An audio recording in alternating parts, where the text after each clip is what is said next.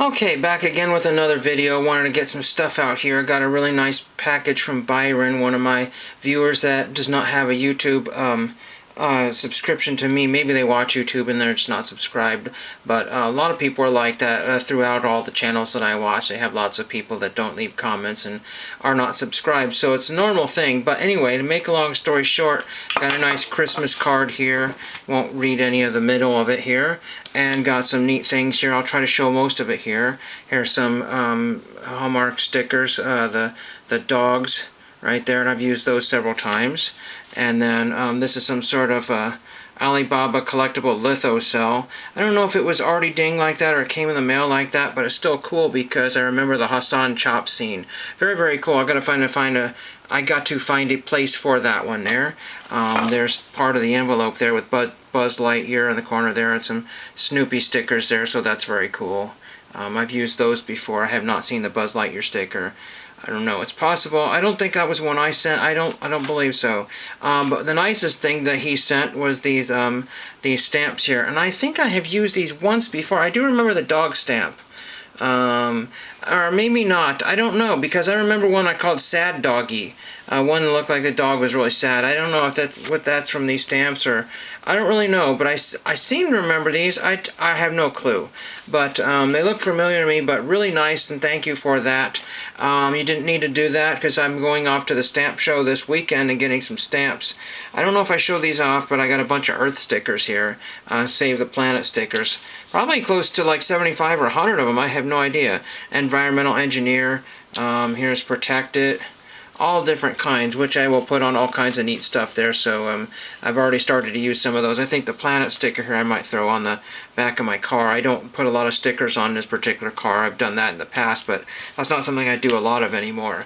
And then several things here before I forget here. So I was looking at a record that I kind of wanted, and I was like, you know, that's not a terrible price. Maybe I should pull the trigger on that.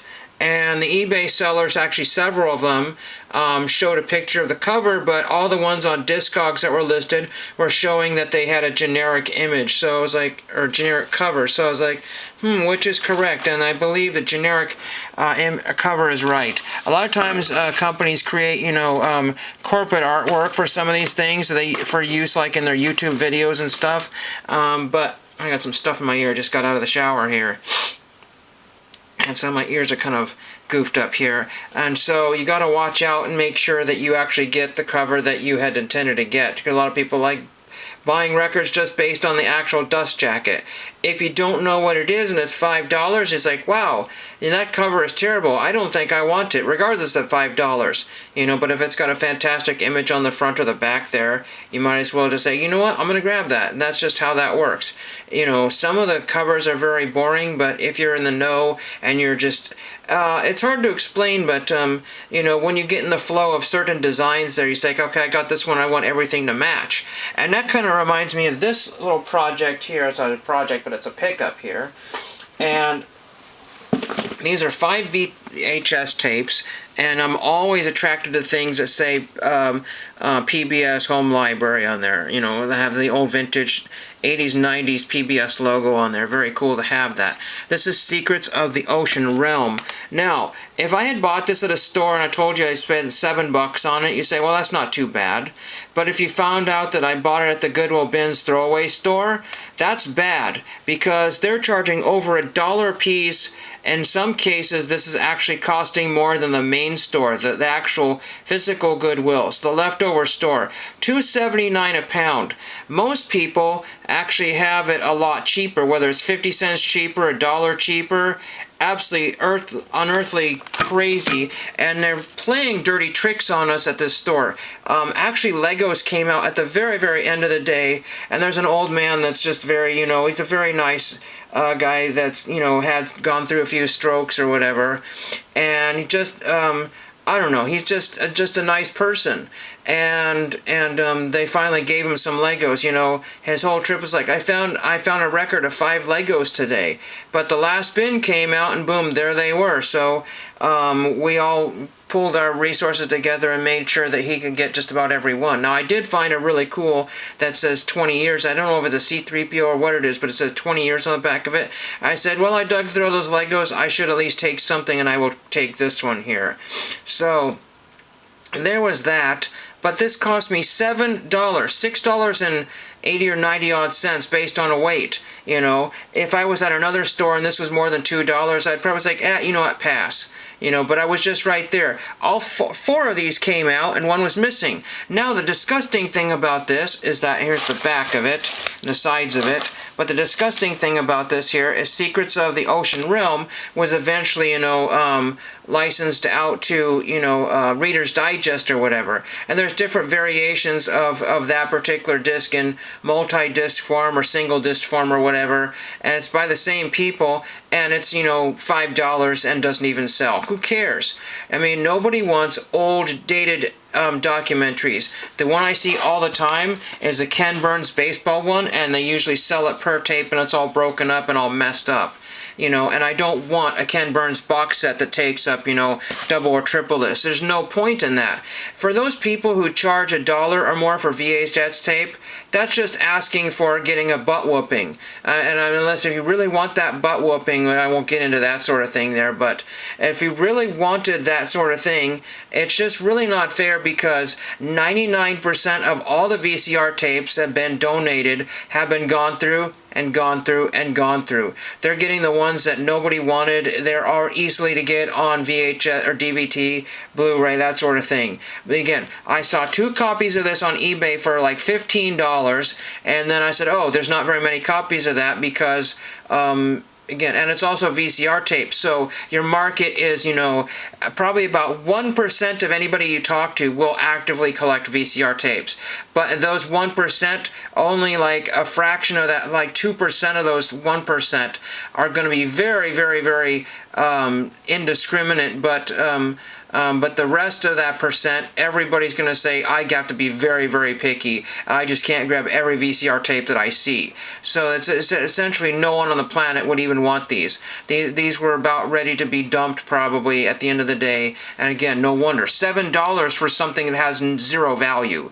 If I put this on eBay, I would basically have to ask $25 to get any kind of money back. I'd do $25 and 20% off of that, and then nobody would buy it because, again, but what's the interesting thing is, before I get too far in this video here, is that the first tape that I looked at didn't have any PBS logos. I think it just started into the show, so who knows the heck what this is. I'll have to do some homework on that one. And then a couple other things here. I already talked about the record that I almost bought that didn't have it had a generic cover. The first one I bought from one of those sellers did have a generic cover, and I was very disgusted because I thought, you know, it was representative of the picture. So it's always buyer beware. If you see a picture, always say, well, if I don't get the right picture, well, I'll still be happy with it. And if the answer is no, then don't buy it. Okay, now I found these things here, and these are from trading cards and collectibles, and they're selling bits and pieces of leftover coins. So here's an interesting one. Uncirculated 2013 ?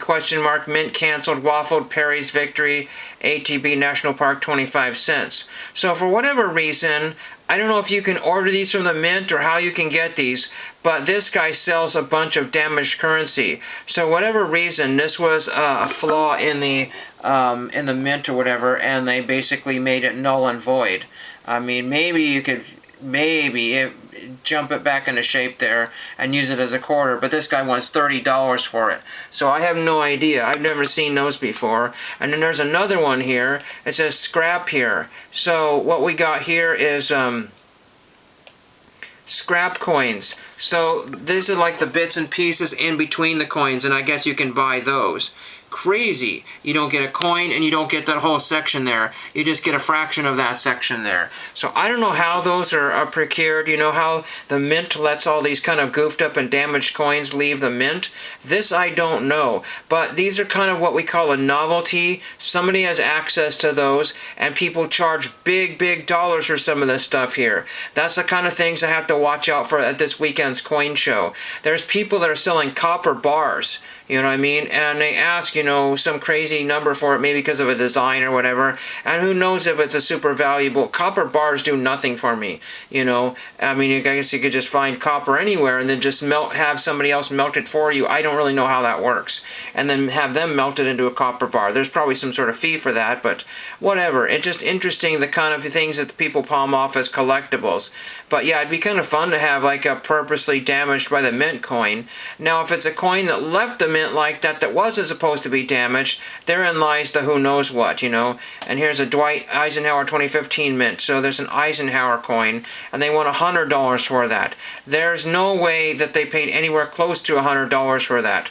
I don't know if you can go on tours and get, you know, messed up coins or whatever. It's like those, so anyway, I won't go into coin collecting right now, but that's just kind of interesting here. Then I'm just always looking, here's some decision cards here. There's a Kate Middleton card there. Very nice looking card there. Do I want it? I don't remember who made Decision. I think it was originally like a Leaf product or Razor product or something. I really don't remember. It just says 2022 Decision trading cards. Maybe they bought the design. And crazy, you know, those Benchwarmers cards, the Decision cards were coming in those. It doesn't make any sense whatsoever. So I don't know where Decision came from. I just remember buying packs of some of these presidential cards at, I think it was Target. And they had them off to the side by the registers. They had all kinds of packs you can gravity feed from, and that was the best way to get packs. Everybody just sells it by the box, and there's no packs of anything anywhere here. I mentioned that in somebody's video. They were at a swap meet in Florida. Packs were $1 or less, and there was some like Obama card boxes or something that were selling for like $2 a box, and the guy even cut the price down, and he had all kinds of crazy stuff at, you know, $10 a blaster, and then the guy bought so many he did it $8 a blaster, and I don't have access to zip of that. You don't see me opening product, you know, just opening up a bunch of, like, you know, complain videos. Oh, I don't have access to nothing. It's all too expensive. Nah. You know, so it's, you know, a lot of the record guys are doing that right now. They're so tired of paying $25, $40, $50 for LPs and stuff like that. And again, this is why I buy those dollar ones. But I did have a very nice person that I've been subscribed to a long time. And he said, you know, if it bothers you, just get rid of it. You know, and unfortunately, the 50 records is probably not going to happen. It's only 20, it's probably maybe 25 or even 15 at the total. Right now, it's somewhere between 12 and 15, though, to get rid of. And I just don't have the heart to get rid of anything else. Mind you, I have, from what I can tell on YouTube, is I have one of the smaller collections. You know, I just cannot be following everybody that buys stuff. You know, every video is a new video, and people are just in denial that they say, oh, we're addicts, he, and another shelf unit gets purchased, and another one. One person bought something like a couple $100 worth of records in a weekend, and that would be my budget for months and months and months and months. You know, so again, everybody's financial situations are different. But again, I want to get that out of the way here. And then I'm just like, here's one of these scrap webbings here. That's the piece that you get. You know, is that really worth $2.49? You pay 99 cents for shipping. Nobody's going to know what the heck that is. Somebody's just written scrap webbing on there, and it's from a dime. You know, so it's a really, really tiny piece. I think, you know, here, it's just a minuscule piece. So somebody probably is able to get these in big sections. See, they're all clipped like this. You know, so they're all clipped into little sections there. It would be fun to own a piece of that, but again, I just don't want to overpay on that. You know, sometimes you have to be careful of the origin of these things. Are they really from the mint, or what happened there? I have no idea. Backdoored out, you know, a whole pile of those. Why does the mint just not melt them back into coins? It doesn't make any sense. Nothing makes any sense anymore. This would not make sense because that's not a dime. That's in between the dime. I just never thought of that. you know, how dimes get pressed into that shape. But I guess, you know, if I can look at how coins are made on YouTube, that'll give me an idea of what, you know, watch one of the little Mr. Rogers picture things, and he zooms in and you get to see something in the factory that's made. But anyway, so there is that there. And then it's just, you know, I have to abide my time. I have a feeling that this coin show is going to be really this weekend. I think it's this weekend. Let me just look that up for you really quickly here. Let's get out of this here. I was just watching some video that was suggested to me to see what that was all about. So Salem Coin Show. I only have a few more minutes here on camera. I may not be able to get this. So I got to double check when this is here. Hopefully I have not missed it. And so it says, if I can get to the page here, so there's 3 days, 14 hours, 55 minutes, and 41 seconds to the, so it's December 7th. I said the 10th in a video or something like that, but December 7th. Cost $3, I believe, to get into the show, or that's what it cost last year. I sure hope it doesn't cost more than $3. What does it say here? $3 admission, $5 parking. Are they charging parking now? Good grief, it was always free parking. Always, always, always. So I have to be very, very, very careful. Early bird both days. What the heck? So I guess I can go in for $3, or I can early bird at 9. See, it opens at 10. But, you know, for an extra hour, I get, you know, I have to pay $25 per day. It seems like this is becoming the national, other than the $3 thing here. I really don't want to have to pay for parking. It was always free.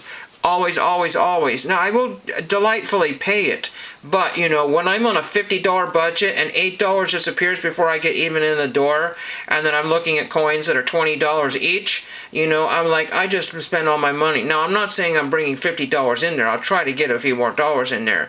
And I was going to buy a lot of stamps because I do have Christmas cards to send out, but I've misplaced my YouTube binder because I put that away. Excuse me. And so I don't know what I'm going to do. I might not get out Christmas cards this year. I only got one in response to somebody else. And then technically I got Byron's out in that big care package type thing I sent. So we shall see.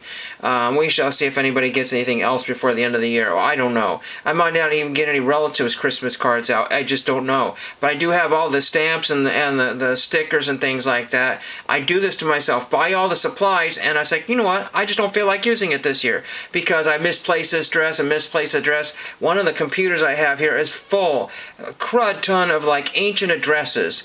You know, they you know, essentially I overtook one of my parents' computers, and ancient addresses from days gone by are in there, and I have to keep on remembering to delete these things and delete these things. They just keep coming back like the plague.